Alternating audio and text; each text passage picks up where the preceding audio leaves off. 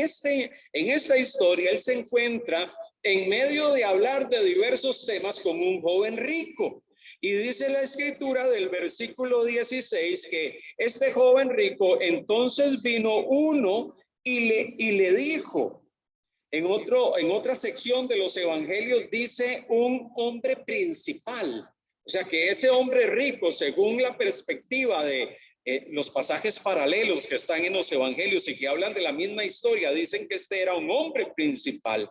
Y le dice, maestro bueno, ¿qué bien haré para tener la vida eterna? ¿Qué debo de hacer para obtener la vida eterna? Para poder disfrutar de las bendiciones espirituales y las bendiciones que proceden de Dios. ¿Qué necesito hacer? Jesús le dice el verso 17, ¿por qué me llamas bueno? Ninguno hay bueno sino uno, Dios. Mas si quieres entrar en la vida, guarda todos los mandamientos. Jesús inmediatamente le dice, bueno, tienes que guardar los mandamientos. Interesantemente, los mandamientos en la ley de Dios, cuando usted empieza a leerlo, el judaísmo siempre ha enseñado que hay 613 mandatos en la ley. Pues ciertas de esos mandatos son positivos, ellos le llaman positivos, y otros negativos. Los negativos es no hagas esto, no hagas lo otro.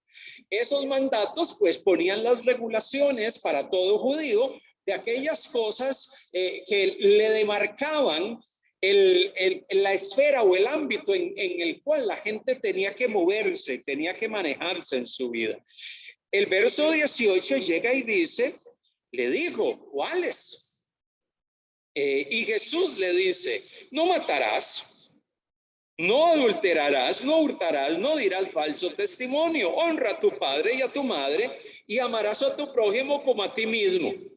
Jesús le hace un detalle, no exhaustivo, sino un detalle general de cuáles eran los principales mandamientos de la ley de Dios y le menciona algunos de ellos.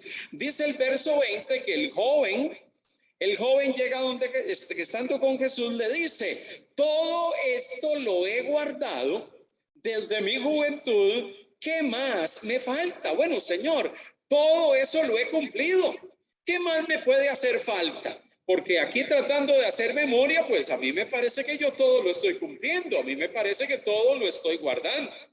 Llega y dice la escritura que Jesús le dice en el versículo 21, si quieres ser perfecto, anda, vende lo que tienes y dalo a los pobres y tendrás tesoro en el cielo y ven y sígueme.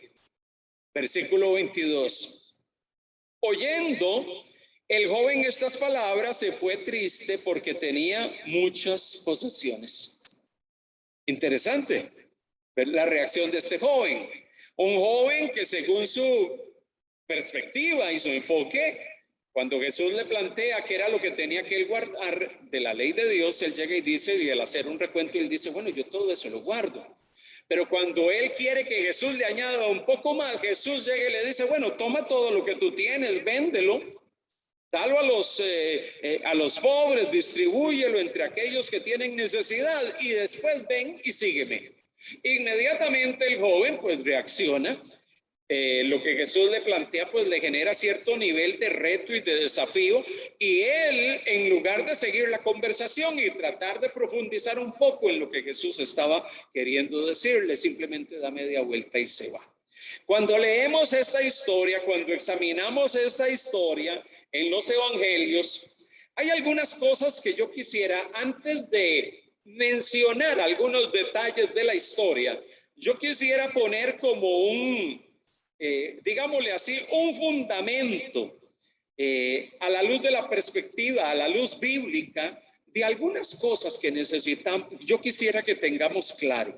Algunas de ellas ya las hemos mencionado, algunas de ellas probablemente va a ser primera vez que las escuchamos, o puede ser que ya usted tenga una noción de ellas. Pero es necesario que las tengamos claros para luego poder retornar a esta historia. Por eso es importante que mantenga ese capítulo allí, porque vamos a regresar por un momento. Hay una serie de verdades que son relevantes y que hallamos en la Biblia y que le dan fundamento a algunas cosas importantes en lo que hemos estado hablando, que es el viaje de la vida. La semana pasada hablamos de que estamos en un viaje que le llamamos vida. Y en el recorrido por este viaje de la vida, Dios no solamente quiere que usted alcance o logre cosas. Dios se preocupa no solamente porque lleguemos a la meta y logremos cosas, sino que en el proceso nosotros también podamos ser transformados. A Dios no le preocupa solamente lo que quiere darte o a donde quiere que tú llegues. A Dios le preocupa también el proceso. A Dios también le preocupa el viaje de la vida. Nosotros muchas veces, el ser humano, ponemos siempre nuestra mirada en lo que quiero tener, en lo que quiero recibir, en lo que quiero acumular, en lo que quiero poseer. Y Dios nos dice, bueno, eso es importante, pero también debes de tener presente que el proceso para llegar a aquello también es importante. Y hemos estado hablando de que el proceso es importante. Nosotros estamos en un viaje y hay algunos fundamentos en este viaje que usted y yo necesitamos tener claro y tener presente en nuestro corazón. ¿Cuáles son esos fundamentos o verdades? Algunas de ellas que son reiterativas porque ya las he mencionado en algún otro momento. Fuimos creados por un Dios que se relaciona con su creación. Y Dios nos creó a su imagen y semejanza. Dios te formó a ti, me formó a mí. Cuando vamos al texto bíblico, Dios formó a Adán y Eva, los primeros seres creados. Dios les dio vida, los puso en el jardín, pero lo más importante de todo eso es que fueron creados y estaban en una relación abierta y cordial con Dios. Por eso es que la Biblia en Génesis 1, 26 y 27, texto que hemos leído en otros momentos, entonces Dios dice, hagamos al hombre a nuestra imagen, conforme a nuestra semejanza, señoreen en los peces del mar, en las aves de los cielos, en las bestias, en toda la tierra y en todo animal que se arrastra sobre la tierra. Y creó Dios al hombre a su imagen, a imagen de Dios lo creó, varón y hembra los creó. Dios creó al hombre y Dios mantenía una relación cercana y cordial con el ser humano. Eso es lo que encontramos en los dos primeros capítulos de Génesis. Algo que usted y yo probablemente conocemos, hemos leído y hemos asimilado ya por mucho tiempo y es parte de nuestras convicciones. Hemos sido creados por Dios. Hemos sido creados a su imagen y semejanza. ¿Cuál es la razón por la cual Dios nos creó a su imagen y semejanza? Bueno, para que pudiésemos ser un reflejo y ser administradores y ser representantes de Dios en medio de la creación, pero además de eso nos creó para estar en una relación íntima con Él, en una relación cercana. Yo me imagino a Adán y Eva caminando en medio del jardín y el Señor viniendo y intercambiando un diálogo y una conversación abierta y sin problemas. ¿Verdad que sí? Cuando tenemos una imagen del jardín del Edén y de lo que se podía suscitar y dar en ese lugar, había una relación cercana entre Dios y entre el hombre. Fuimos creados, segundo punto que quiero mencionar en esta introducción, fuimos creados para relacionarnos en 4 niveles. Cuando fuimos creados a la imagen y semejanza de Dios, primero fuimos creados para relacionarnos con Dios mismo. ¿Qué significa eso? Los primeros seres creados tenían una relación cercana con Dios, podían tener una comunión íntima con Él. Ese es el primer nivel de relación que tenía el ser humano con su creador. Podían llamarle, Dios estaba allí, era un Dios presente, operaba y se movía en medio de su creación sin ningún problema, y el hombre tenía acceso a Dios en todo momento, de forma directa y de forma contundente. Segundo nivel de relaciones que tenemos y desarrollamos los seres humanos, pensando en función del acto creador de Dios. El primero, Dios y su creación, sus criaturas. Nosotros los seres humanos estamos y teníamos acceso a Él y a relacionarnos con Él. Segundo nivel de relación. Dios nos creó para relacionarnos con nosotros mismos. ¿Qué significa relacionarnos con nosotros mismos? No es que usted ande hablando solo. No es que usted ande hablando ahí consigo mismo solo por la casa, ¿verdad? Porque cualquiera que lo escucha dice que raro, el hermano Ronnie ahí hablando solo en la casa. Cualquiera no se escucha en eso, ya que dice, o el hermano Gustavo ahí hablando solo, van a pensar cualquier cosa de nosotros, y cualquier cosa es peligroso que nos deben al Matías Hernández, ¿verdad? Entonces, en medio de todo eso, cuando hablamos de relacionarnos con nosotros mismos, estamos hablando de que nosotros fuimos criados con la comprensión de quiénes éramos. Los primeros seres criados tenían un entendimiento claro de quiénes eran, por qué estamos aquí y cuál es el propósito de nuestra vida. Los primeros seres criados podían entender el quiénes somos, el por qué estamos aquí y cuál es la razón o el propósito por el cual Dios nos ha puesto en este lugar. Interesantemente, con esto queremos decir que el ser humano podía decir con claridad, Dios me creó con este propósito, con esta razón de ser, y el hombre, los primeros seres creados podían tener un entendimiento claro de cuál era la razón de su existencia, por qué Dios los había formado, quiénes eran, por qué estamos aquí. Esos primeros seres creados, Adán y Eva, se movían en aquel lugar entendiendo y comprendiendo quiénes eran ellos. Había una comprensión plena de eso. Ese es el segundo nivel de relación. El tercer nivel de relación, hablando de los primeros seres creados, tiene que ver que Dios nos creó para relacionarnos con nuestro prójimo. ¿Qué significa eso?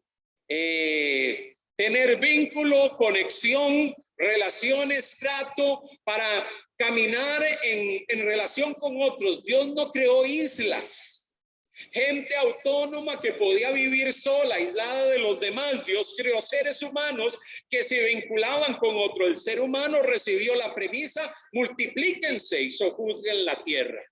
Y hablando de multiplicación, estamos hablando de que otros seres creados iban a surgir, y ciertamente surgieron, se levantaron, y la premisa era que en un tercer nivel el ser humano se debía de relacionar entre ellos, caminar juntos, tener convivencia, tener solidaridad, estar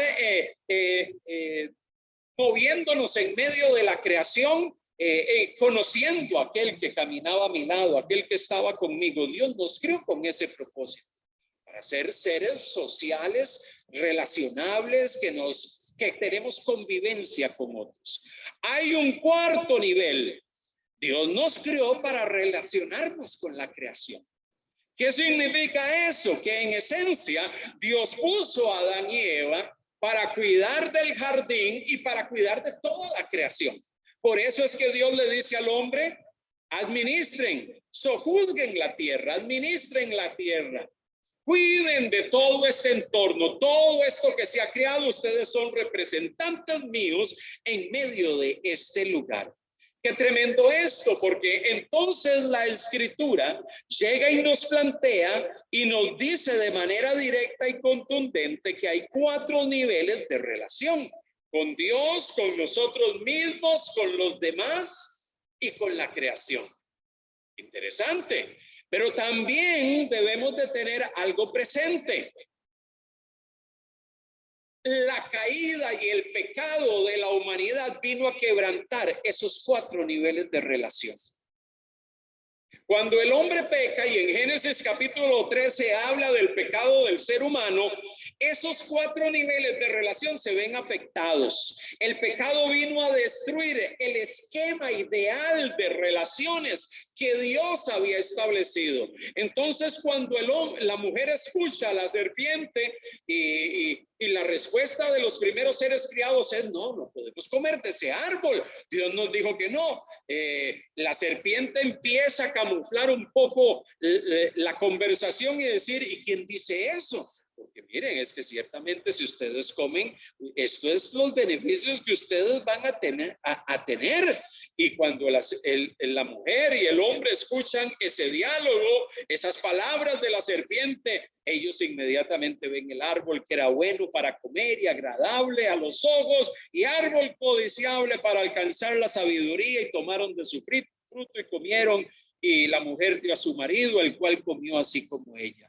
En ese momento en que el hombre desobedece a Dios, en ese momento que los seres humanos dan espacio a la desobediencia y se vuelven de lo que Dios les había planteado, en ese momento las relaciones, esos 4 niveles de relación son quebrantados. La relación con Dios es rota.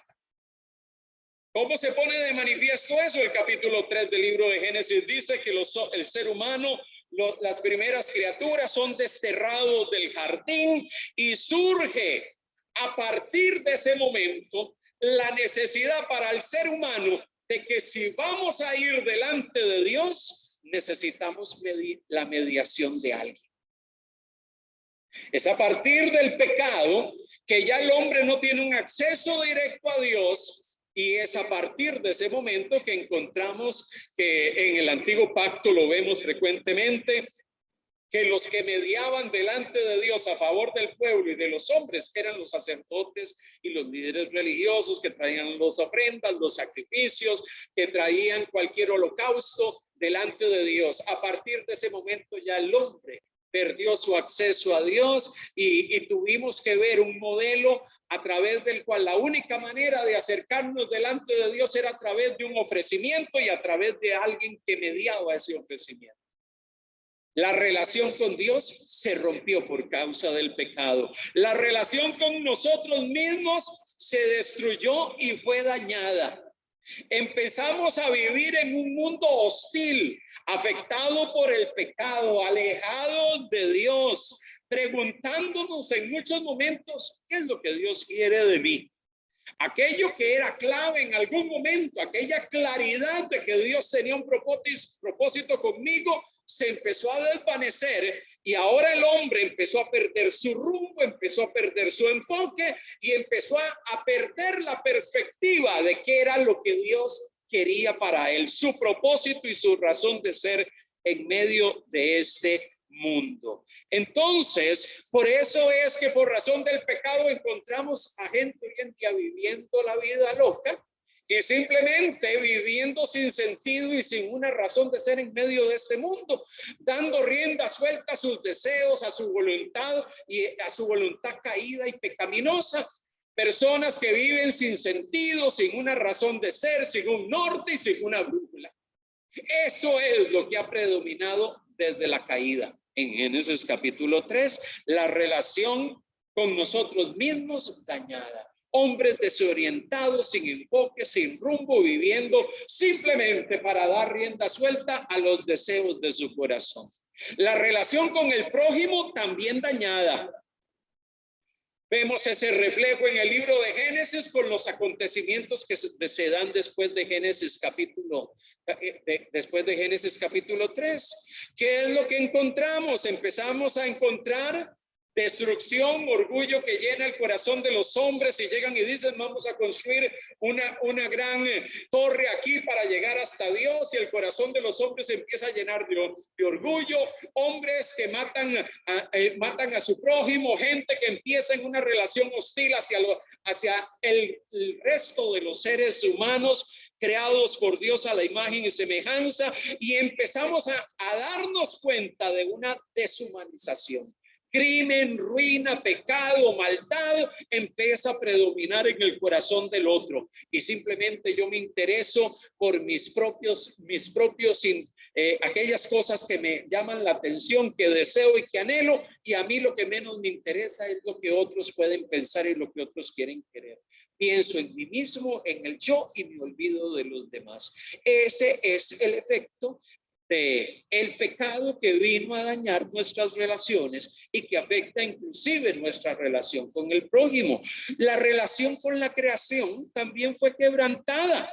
Distorsionamos el gobernar que Dios le dijo al hombre originalmente de señorear, de cuidar y de velar de toda la creación, y lo cambiamos. ¿Por qué? por abuso, explotación, por uso de los recursos. Hoy en día a la gente no le interesa simplemente nada de la creación, vive su vida a su manera, y usted le puede estar hablando del daño que estamos haciendo a nuestro planeta, a nuestro mundo y a la creación en general, y simplemente le entra por un oído y le sale por el otro.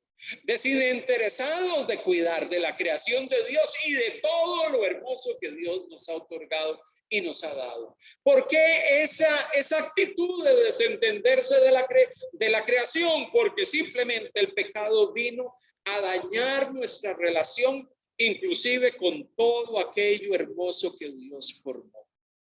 Cuando nosotros vemos todo esto, vemos 4 niveles de relación, vemos que esos 4 niveles de relación fueron afectados por el pecado. También nos preguntamos, ¿cómo es que la Biblia presenta que esos niveles de relación se pueden restaurar? La Biblia llega y nos dice que esos niveles de relación con Dios, con nosotros mismos, con el prójimo y con la creación pueden ser restaurados, y lo son. ¿Cómo se restaura la relación con Dios? A través de la obra de Jesús en la cruz. El ser humano que vive alejado de Dios puede venir delante de su Creador y reconciliarse con Él a través de lo que Jesús hizo en la cruz. Existe reconciliación a través de su obra redentora.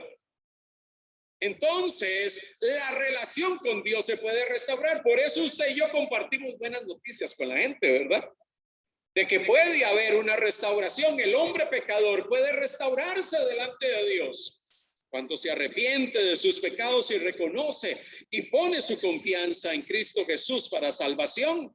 La Biblia llega y nos dice que la relación con nosotros mismos puede restaurarse. ¿Cómo se restablece la relación con nosotros mismos, amados hermanos? Cuando nos damos cuenta que le podemos encontrar sentido y razón de ser a nuestra vida cuando estamos en una comunión con Dios. Cuando usted y yo estamos en una comunión íntima con Dios y cercana con Dios, le empezamos a encontrar sentido a la existencia. Cuando la vida ya no gira en torno a nosotros y gira en torno a Él, cuando nuestra vida no gira en torno a mi ser, a lo que soy, a mis intereses personales, y gira en torno a Dios, es que empezamos a restaurar nuestra relación con nosotros mismos y nos damos cuenta que nuestra vida sin Dios no tiene sentido. Él es el que le da razón de ser a nuestro existir. Mire, la relación con nuestro prójimo se restaura cuando nosotros entramos en una relación con Dios, nos reconciliamos con Él, le encontramos propósito a la vida y una razón de ser. Inmediatamente nuestra relación con el prójimo se restaura y podemos amarlos, y puedo amar a mi prójimo porque Dios ha depositado de su amor en mi corazón. Porque Dios ha hecho una obra de transformación en mí y puedo amar a aquel que está a mi alrededor. Porque he experimentado el poder transformador de Dios, el poder restaurador del Señor en mi vida. Entonces puedo amar a los demás. Mire, alguien que no ha experimentado el poder transformador de Dios en su vida no puede amar al otro. Primero tenemos que experimentarlo nosotros mismos. Mire, la relación con la creación y con el mundo creado también se restaura. ¿Cómo se puede restaurar nuestra relación con toda la creación, con este mundo creado? Cuando entendemos que Dios nos perdonó, que nos dio vida, nos redimió de nuestra condición de pecado, nos hace entender cuál es el propósito suyo para con nosotros en esta vida y en este viaje que llamamos vida. Empezamos a amar a nuestro prójimo, amados hermanos, y empezamos a entender: Dios me tiene aquí para ser un mayordomo de la creación. Y cuando yo entiendo que mi razón de ser es ser mayordomo y representante de Dios en medio de este mundo creado, yo empiezo a velar por todo lo que está allá afuera, por todo lo que Dios formó con su poder creador. Y usted y yo nos convertimos en mayordomos de todas las cosas. Le voy a decir esto en resumen. Mire, hay 4 niveles que nos fueron otorgados en la creación, ¿verdad? Relación con Dios, relación con nosotros mismos, relación con nuestro prójimo y relación con la creación. Hay 4 niveles de relación que se perdieron en la caída. Esos mismos fueron dañados por la caída del hombre y su desobediencia. Pero esos 4 niveles de relación son restaurados en la cruz. Y son restaurados en la cruz para que nosotros seamos mayordomos. ¿Mayordomos de qué? Un mayordomo es un administrador. Pero estamos llamados a ser mayordomos ¿de qué? Primero, de una relación con Dios. Segundo, con nosotros mismos. Tercero, una relación con otros. Y administradores de la creación. Somos mayordomos de la relación con Dios, de esa relación con nosotros mismos, de nuestra relación con otros y de la administración de la creación. Cuando menciono esto, amados hermanos, el punto al cual quiero llegar y compartirles en este día es que como creyentes, como gente que ha experimentado el poder transformador de Dios, transitamos por la vida, por este recorrido que llamamos vida, como mayordomos de la restauración de esos 4 niveles de relación. Usted tiene que vivir como alguien que ha experimentado una restauración con Dios, consigo mismo, con los demás y con la creación. Y tiene que moverse en ese ámbito. Por eso el transitar por esta vida, en muchos momentos hemos dicho que tenemos que aprender a ser mayordomos.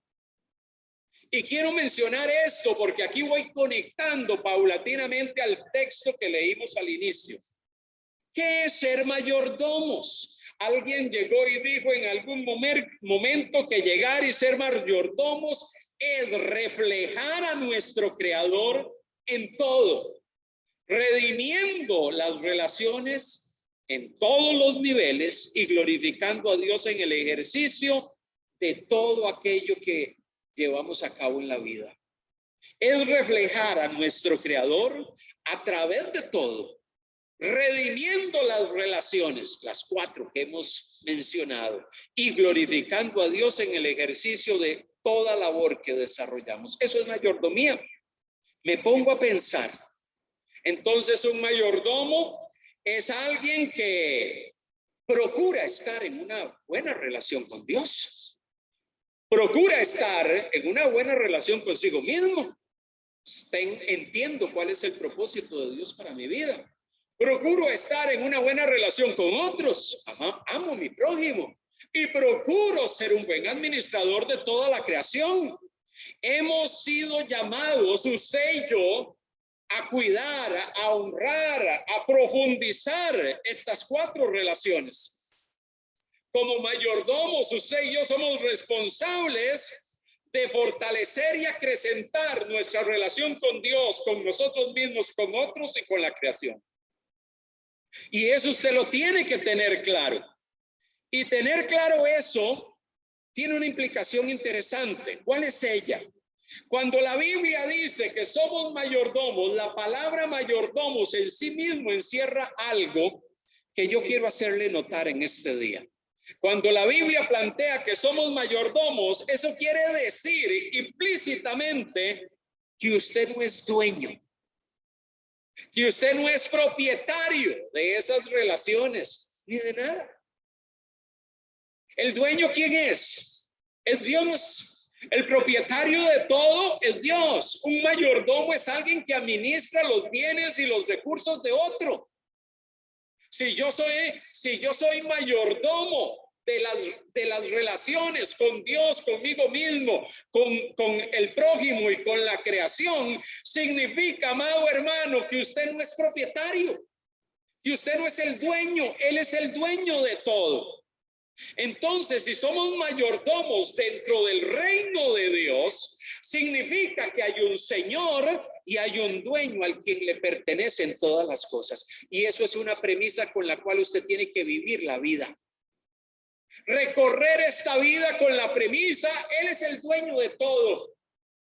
Como decía Salomón, David, en muchos momentos en el Antiguo Testamento, ellos reconocieron en medio de su proceso de llevar a cabo todo aquello que Dios les encomendó. Ellos en múltiples ocasiones, como leímos en Crónicas, ellos reconocieron y exaltaron a Dios porque todo lo que hemos recibido de Dios. Ellos estaban reconociendo que la provisión, el cuidado de Dios era parte de la provisión divina para dar del depósito eterno del Señor a nosotros las criaturas. Nosotros no somos poseedores de nada. Y ese concepto es un concepto que tiene que estar impregnado en nuestros corazones a lo largo del caminar por la vida. Los mayordomos han experimentado la restauración en su relación con Dios, en su relación consigo mismo, en su relación con otros, en su relación con la creación. Y cuando usted y yo hemos sido restaurados, nuestro viaje en medio de esta vida nos conduce a ese entendimiento de que todo lo que tengo es suyo. Todo lo que tengo Él lo ha dado, todo lo que tengo Él me lo ha entregado. Yo tan solo soy un administrador de lo que Él ha puesto en mis manos. Si un mayordomo piensa, mire, si un mayordomo piensa que es dueño y que controla todo, en realidad no estamos siendo realmente mayordomos efectivos. Y no son, y estamos en esclavitud. Y quiero usar este concepto de estar en esclavitud, porque al final de cuentas, si nosotros vivimos por la vida pensando que todo lo que tengo es mío, que todo lo que tengo quiero que me lo echen en el hueco cuando me entierren, porque me lo quiero llevar, te voy a decir algo, pues todo eso se va a perder allí, porque nada de eso usted se lo va a llevar. Nada de eso. Mire, hace algún tiempo atrás vi un video de un señor que lo enterraron y él quería que lo enterraran con su vehículo. Y literalmente, amados hermanos, el hueco, un hombre millonario, el hueco era un hueco enorme donde metieron el Bentley.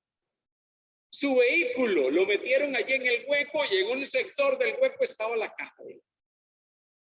Él se quería ir con su vehículo. Usted dirá, qué exagerado, ¿verdad? Qué locuras. ¿Cómo es posible que exista gente así? Pero hay personas que piensan, no, es que eso es mío y de nadie más. Y yo eso me lo llevo, pero nadie más lo disfruta. Yo soy el único que lo voy a disfrutar. Y parecemos los faraones egipcios, ¿verdad que sí? Embalsamados y con todas las cosas allá alrededor. Los faraones egipcios, hasta los criados los embalsamaban. ¿Para qué? Para que en la otra vida ellos también se levantasen y lo pudiesen servir. Tremendo, ¿verdad? Qué cosas, qué mentalidad de la gente. Le voy a decir algo. Usted y yo en medio de esta vida somos mayordomos. Nosotros no somos dueños de nada. Usted no se va a poder llevar nada. Mire, le voy a decir algo, usted puede tener una tremenda cuenta bancaria. Si mañana ya no estamos aquí en este plano terrenal, pues esa cuenta bancaria, sus hijos van a tener que ver qué hacen con ella. Porque si usted no arregló nada para que alguien tenga acceso a esa cuenta, qué lío, ¿verdad que sí? Aunque bueno, hay mecanismos para que eso pueda alguien intervenir ese tipo de cuentas y poder obtener esos recursos. Pero en medio de todo esto, nosotros somos tan solo mayordomos. Si un mayordomo piensa que es dueño y que controla todo, en realidad eso refleja que seguimos siendo esclavos. Mire, le voy a decir algo. En ocasiones nosotros pensamos que somos dueños de tantas cosas. Mire, hay tantos bienes tangibles, dinero, posesiones, bienes materiales, que los defendemos a capa y espada. Y le voy a decir algo. Dios ha permitido que usted tenga eso para que usted sea un mayordomo de eso. Muchas veces somos dueños de posesiones menos tangibles, algo menos tangible, que sea una posesión, el tiempo. ¿Y cuántas veces no usamos el tiempo a nuestra manera, verdad? Indiscriminadamente. cuando deberíamos de invertir nuestro tiempo de una forma adecuada y ser mayordomos inclusive del tiempo. Inclusive en algunos momentos jugamos a ser dueños en muchas áreas de nuestra vida. Mire, ¿cuántos de nosotros no nos apegamos y aferramos a muchas cosas? Pues eso es una señal de esclavitud. Porque al final de cuentas, amado hermano, nada de eso usted se lo va a llevar. Mire, yo le voy a ser sincero, yo en algunos momentos, a mí ha habido algunas experiencias que me ha tocado vivir, tal vez no tan representativas, pero para mí han tenido cierto nivel de significado. Recuerdo hace un tiempo atrás que mi esposa es muy dada que dentro de ciertos periodos de tiempo ella empieza a abrir los closets y empieza a ver lo que se usa y lo que no se usa. Y ella es dada a decir, bueno, si esto no se está usando, regalémoselo a alguien. Porque ¿para qué vamos a tener un montón de cosas allí que no están siendo usadas? Ese pantalón que no te queda, esa camisa que no te queda, que ya ha subido de peso y que ya ni siquiera te cierran los botones. Entonces, ¿para qué la tienes de ahí? La tienes de adorno. Yo recuerdo que en una ocasión mi esposa estaba ya poniéndole el ojo a algunas cosas de mi closet. Entonces, en medio de esos procesos donde usted a la distancia, ya usted empieza a levantar el ojo y ya usted empieza a dar cuenta por dónde va la procesión, ¿verdad? Y qué es lo que va a suceder, usted empieza a decir, ¿qué estará mirando? Y ahora, ¿qué estaré queriendo sacar para poner en una bolsa y regalar? En medio de todo eso, hace muchos años, ella empezó a ponerle el ojo a una camisa. Amados hermanos, que esa camisa yo la tenía, esa es una herencia casi. Una reliquia que yo conservaba en el closet. Ya ni la usaba, pero en ocasiones yo simplemente la sacaba y eso siempre me llevaba a mi época de juventud y de adolescencia, porque ya tenía sus buenas cantidades de décadas allí guardada, ya ni siquiera me la ponía. Pero en medio de todo eso, después de varios diálogos interesantes y de esas discusiones en casa entre esposo y esposa por cosas de ese tipo, y algunas otras cosas triviales, al final de cuentas yo tuve que dar mi brazo a torcer. Y ya casi yo hago un duelo, amado hermano, casi hago un acto de extrema unción sobre ese suéter y hago todo un velorio y todo un acto religioso para despedir a mi suéter. En medio de todo eso, yo dije, tremendo esto. Ya después cuando reaccioné, después de tomarme un café en la mañana bien cargado, en medio de todo eso, yo dije, qué cosas, pero ¿cómo nos aferramos a las cosas materiales? Yo sé que esas cosas no le pasan a usted, me pasan a mí, pero le voy a decir, en realidad muchas veces nos aferramos a tantas cosas. No, ¿por qué? Porque decimos, no, yo soy dueño de eso no nadie me lo puede quitar. Y eso parecía ser una historia trivial y tal vez sin mucha importancia, pero hay muchas otras cosas en la vida a las cuales nosotros nos aferramos. Y entre más nos aferramos a ellas y decimos, yo soy el dueño y esto nadie me lo puede quitar, es cuando más perdemos el control, cuando más dejamos de ser mayordomos, cuando más perdemos la perspectiva de que somos administradores de lo que Dios nos ha dado. Mire, Adán y Eva en el Edén, en Génesis capítulo 3, rechazaron el rol de mayordomos en pro de jugar a ser Dios. Y en medio de todo eso, me gusta mucho el relato de la Biblia cuando habla de esa experiencia en el jardín y segunda de Corintios llega y dice, pero me temo que la serpiente con su astucia engañó a Eva como engañó a Eva, vuestros sentidos sean de alguna manera extraviados de la sincera fidelidad a Cristo. Le habla Pablo a los hermanos de Corinto en segunda de Corintios capítulo 11 versículo 3. Me temo que como la serpiente con su astucia engañó a Eva.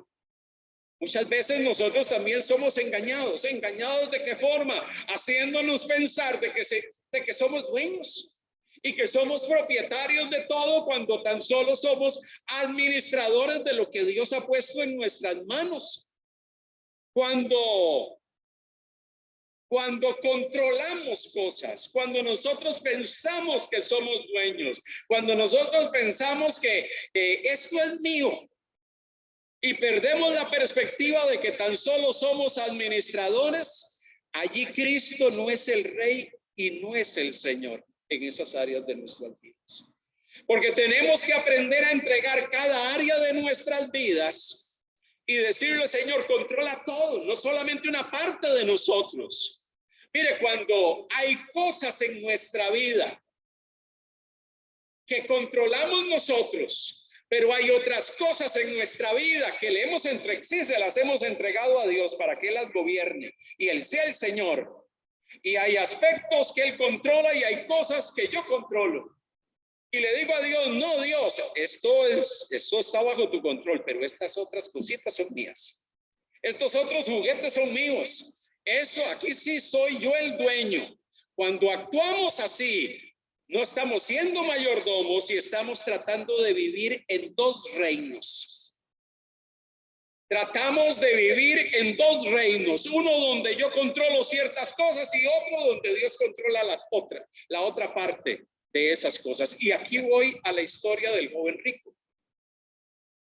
¿Qué es lo que sucedía con este joven rico del capítulo 19 de Mateo?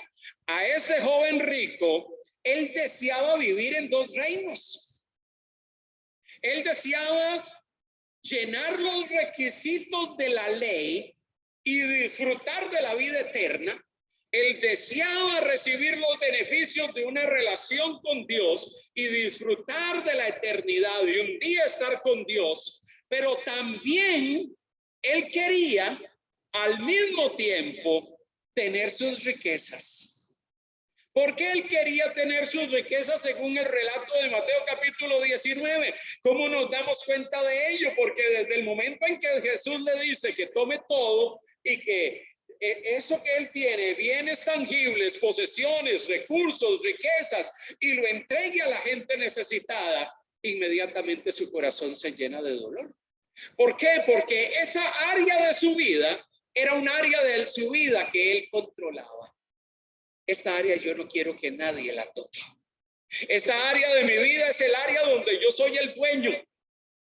Y yo no quiero que Dios tome el control. Él simplemente se fue y simplemente dijo, yo quiero vivir mi vida. Quiero seguir pensando que soy un hombre espiritual, que un día voy a disfrutar de vida eterna, pero teniendo áreas de mi vida donde no soy un mayordomo, no logro entender que Dios es el dueño de todo en mi vida y simplemente yo llego y digo, yo tengo el control de estos aspectos de mi vida. Esta mentalidad de vivir en dos reinos es muchas veces la mentalidad que tenemos muchos de nosotros.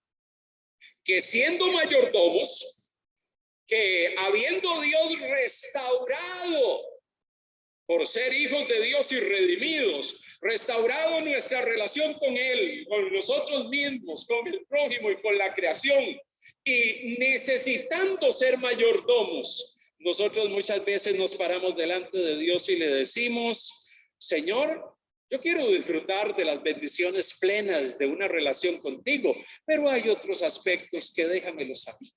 Yo quiero seguir siendo el dueño. Yo quiero seguir controlándonos, pero la pregunta que surge en medio de todo esto y que muchas veces nos confronta es, ¿vivimos o estamos queriendo vivir en dos reinos? ¿Estamos queriendo entregarle facetas o aspectos de nuestra vida a Dios y reconocer que allí sí Dios es dueño y nosotros administradores, pero en otras áreas yo soy el dueño y soy a la vez el administrador también? Entonces el reto que Dios nos deja a través de la experiencia del joven rico en Mateo 19 es examinemos nuestro corazón. ¿Por qué examinar nuestro corazón? Porque Dios quiere que usted y yo transitemos por esta vida como mayordomos, que vivimos relaciones restauradas, una relación sólida, fuerte con Dios, una relación con nosotros mismos donde tengo claro quién soy, por qué estoy en esta tierra y qué propósito tiene Dios conmigo. Tener una relación con mi prójimo donde lo amo, donde manifiesto el amor que Dios ha depositado en mi corazón y estoy en relación cordial con todo aquel que está a mi alrededor, pero también con una relación cordial con la creación, siendo administrador de ella. Eso es lo que Dios quiere de usted y de mí. Pero en el proceso de entender que esas relaciones han sido restauradas en nuestra vida, Dios nos llama a vivir en el reino de Dios, bajo el gobierno de Dios. Él es nuestro Señor, Él es nuestro dueño y nosotros somos sus administradores. Esa es la perspectiva de la Biblia. Cuando nosotros dejamos de vivir bajo ese parámetro, probablemente empezamos a ver la posibilidad de movernos en dos reinos, tener un pie aquí y tener un pie allá. Y cuando estamos en ese escenario, Dios, tú eres dueño y Señor de todo en estos aspectos, pero yo soy dueño y administrador de estos otros. Y eso es lo que le sucedió a este joven. Mire qué interesante, porque la Biblia nos presenta un contraste con relación a este joven rico. Y ese contraste lo encontramos en el mismo Evangelio de Mateo, cuando Jesús habla sobre las parábolas del reino. Cuando Jesús habla de las parábolas del reino, mire lo que dice el capítulo 13, versículo 44. Mateo capítulo 13, versículo 44. Dice la palabra del Señor de la siguiente manera cuando Jesús narra esta parábola del reino y dice lo siguiente: el reino de los cielos es semejante a un tesoro escondido en un campo, el cual un hombre halla y lo esconde de nuevo, y gozoso por ello se va y vende todo lo que tiene y compra aquel campo. La parábola llega y nos dice que un hombre encuentra en un campo, en un terreno, un bien, un tesoro. Lo vuelve a esconder, inmediatamente va y vende, se despoja de todos sus bienes. ¿Para qué? Para obtener ese terreno. ¿Por qué? Porque el tesoro que está allí es más valioso que todo lo que él puede poseer. Jesús llega y dice que el reino de los cielos es como esta narración, como esta parábola. El reino de los cielos es algo tan valioso que el ser humano, cuando lo mira en comparación con todo lo demás, está dispuesto a despojarse de todo por obtenerlo.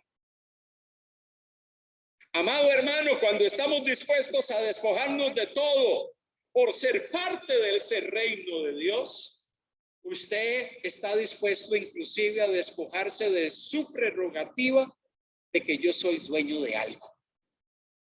Y usted empieza a decir: Señor, yo tengo que vivir en esta vida entendiendo que tú eres el dueño de todo y yo tan solo soy alguien que administra todo lo que tú me has dado, que administra la creación, que me administro a mí mismo.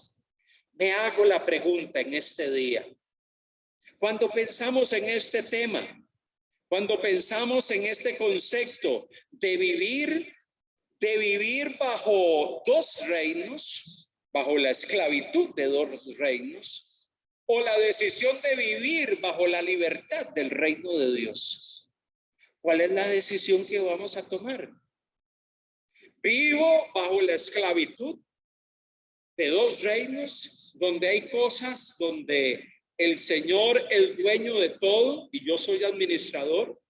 ¿O vivo bajo la esclavitud de que en un lado Dios controla todo y en otro lado yo controlo algo y Dios controla lo demás? ¿Dónde estamos? La pregunta que hoy el Señor nos quiere hacer a través de este pasaje: ¿qué quieres vivir? ¿Bajo dos reinos y ser esclavo? Y no vivir bajo el concepto de mayordomía que Dios demanda y quiere de nosotros, o vivimos bajo el concepto de un reino donde el Señor es el dueño de todo. Yo creo que la perspectiva que Dios está queriendo que usted y yo tomemos en medio de nuestro transitar por la vida y nuestro caminar por la vida es: Señor, tú eres el dueño de todas las cosas. Lo que tengo es tuyo. Lo que tengo tú me lo has otorgado por tu gracia. Yo voy a convertirme en aquel hombre y en aquella mujer que administra esos bienes que tú has puesto en nuestras manos. Eso es lo que Dios desea de usted y de mí. Por eso, amado hermano y hermana, yo quiero hoy motivar su corazón y animar su y animarle en este día, para que podamos, bajo la perspectiva de la palabra de Dios, darnos cuenta que en medio del tránsito por la vida y de lo que Dios nos ha permitido vivir y lo que podemos todavía y nos hace falta por vivir, podamos vivir ciertamente con la certeza y con la convicción de que Dios es el dueño de todas las cosas. Y yo, administrador suyo. Administrador, porque a usted le va a tocar administrar su relación con Dios. A usted le va a tocar administrar su relación con usted mismo. A usted le va a tocar administrar su relación con los demás. Y a usted le va a tocar administrar la creación de Dios. Tremenda responsabilidad. Por eso usted y yo no podemos pasar inadvertidos en medio de este mundo y en medio del entorno en el cual Dios nos ha puesto. Nosotros no somos seres para estar metidos, escondidos en medio de una cueva. Somos seres sociales y culturales que nos relacionamos en medio de este mundo. No somos del mundo, pero vivimos en medio de este mundo. Pero vivir en medio de este mundo implica que usted viva conforme a los parámetros del reino de Dios.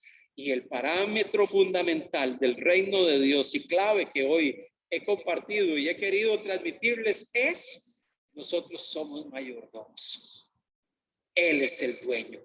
Transitemos por la vida con ese concepto.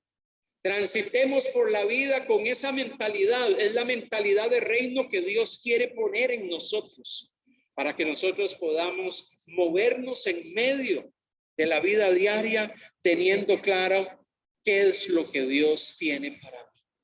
Eso es fundamental para encontrarle sentido a nuestra existencia.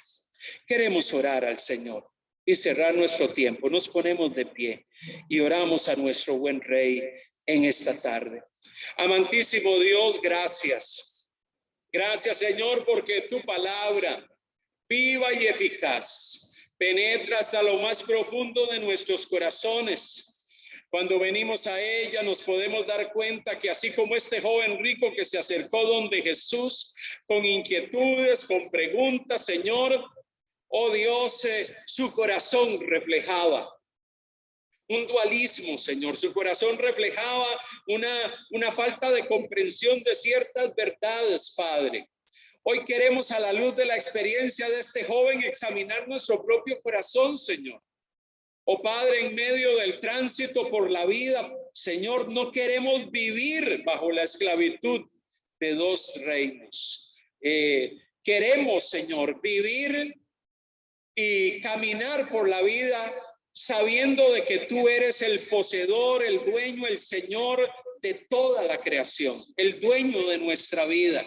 Y nosotros somos hechos a tu imagen y semejanza y administradores de lo que tú has puesto en nuestras manos. Amantísimo Dios, ayúdanos a transitar día a día, viviendo bajo los parámetros del reino de Dios. Y cuando eso es así, nuestro corazón entiende y sabe que nosotros no somos dueños de nada, ni somos propietarios de nada. Tú eres el dueño de todas las cosas. Eso nos hace venir con humildad delante de Dios y rendirle cuentas. Eso nos hace venir delante de Dios y poder decirle: Señor, esto es lo que estoy haciendo con mi vida. Esto es lo que estoy haciendo en mi relación con mi prójimo. Esto es lo que estoy haciendo en cuanto a la administración de la creación. Esto es lo que estoy haciendo en cuanto a la administración de mi caminar por la vida diaria. Señor, cuando entendemos que tú eres el dueño de todo, en nosotros se desarrolla un profundo sentir y necesidad de rendirte cuentas, porque tú eres el dueño. Y por eso podemos venir delante de ti, traer nuestro corazón, ser transparentes e inclusive en algunos momentos decirte: Señor, que hay cosas que he querido controlar, que hay cosas que he querido ser el dueño y el propietario y que no he entregado al dominio y al control tuyo. Hoy quiero que tú examines mi corazón, Señor, y si hay aspectos en mi vida que necesitan ser doblegados y entregados al control del eterno Dios, lo hacemos en esta tarde. Presentamos nuestros corazones. Si hay aspectos de nuestra vida que tengo que rendir ante el altar del Señor, hoy lo hago.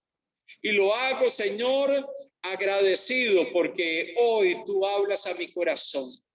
Ayúdame a vivir bajo las premisas de tu reino, Señor, donde logro saber quién eres tú y quién soy yo. Y puedo, Señor, venir día a día delante de ti, levantando mi corazón y mi vida para darte la gloria, la alabanza y el honor, y reconociendo que tú eres el dueño de todas las cosas. Padre amado, ayúdanos a transitar por esta vida y a vivir bajo la libertad de tu reino, sabiendo, Señor, que tú eres nuestro Rey, nuestro Salvador, nuestro Señor. Te alabamos y te bendecimos en este día y honramos tu santo nombre. Entonamos este canto y alabamos al Señor con todo nuestro corazón.